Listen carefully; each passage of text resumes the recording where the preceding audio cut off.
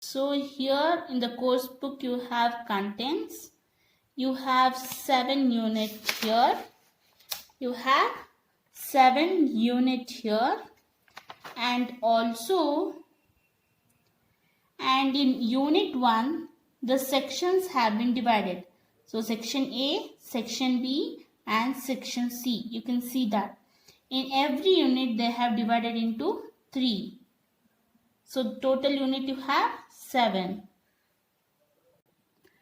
So in the unit 1 you have early years. In the section A, the early years have divided into 3 parts. You can see the first section is problem solving, and section B is goose chase, and section C is the turning point. So first we'll finish off with the problem solving. And in the textbook, that is in the course book, the unit 1 and the page number 1, unit name is early years. So in that we can see the link. So now here, by now you have crossed the first few years at school. In fact, you are between the early school years and the high school years. Share with the class any memories that you may have of your first day at school. When you join or when you go to your first day of your school, when you go to school of first day, what are the memories you have? You can share that. So this we can use in the class when you come, when you attend the class. And second one is think. You have to think and answer. That is the question. A few changes that usually occur when you enter class 6 are given below. Identify the changes that you have happened in your case. Write P if you think they are positive and will benefit you. And write N if you think they are negative and may not help you. They are telling if you think the first point, a new school building, it's a positive for you, you have to write P in the box.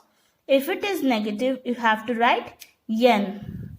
So if P means if it is benefit for you, for that point, your benefit of that, a new school building or block they are written, they have given. So this is a positive point for you or not? Yes, it's a positive point. We'll write P. Like the same second to 8th questions, you have to write P or N. New subjects. And this, why you take the new subject is positive? Because you have to think it. Why? Because when you learn a new subject, new things, you will be more better to understand and better to know all the things you have. The new subjects you have, if you learn, you'll be better to learn. So from 2nd to 8th, you can do it in your textbook, that you can write P and N. And this is the third one. You have activity, that draw a timeline of your school years as shown below. Write any one important thing that happened in your life in each year. Refer to these examples in case you need help. You can see the example here. They have drawn the line here, and first they have went for kindergarten. Next is class 1. In the kindergarten, what is the memories you have? What are the things happen in your life? You can write here. So they're like the same way till class 5. You can draw and write in your activity. Activity, you can use A4 sheet to draw and write. So today we'll begin with the poem, that is problem solving, in the unit 1, that is Unit 1 is earliest. In that section is problem solving. Now before we start reading the poem, let us understand what are rhyming words. Rhyming words, the words which end with the same sound, that is called rhyming words. What are rhyming words? The words which end with the same sound is called rhyming word. For the example, one, done, run, gun. You can see the example. So this you have studied earlier, that is in the class 5 itself. Now every poem, it follows a certain rhyming scheme. So let's learn how to work out a rhyming scheme of the poem.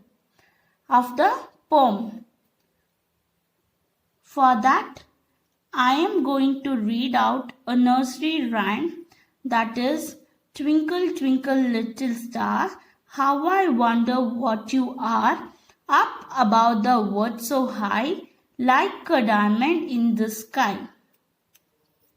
So this is a nursery poem. I hope everyone is aware of this rhyme. Now do we work out the scheme of this poem? So that we need to see the last line of each word. And last line in the line 1, that is last line in the line 1, twinkle, twinkle, little stars, we have stars. And in this line 2, how I wonder what you are. When we say the word star and are, so now we can see that both word has same sound. So stars are. So I'll be written as A and A. And next third line, up above the word so high. Word so high. I'll underline high. Like a diamond in the sky. High and sky. And here also you can see the both word has same sound.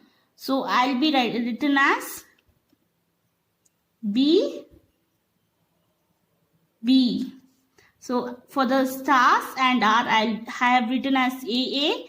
And for the third and fourth line, that is high and sky, I have written as B.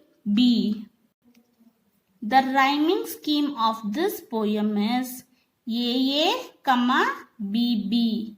So I think you hope you all have understood how to work out a rhyming scheme of this poem. Now let us start reading the poem. The poem is written by George Ansel.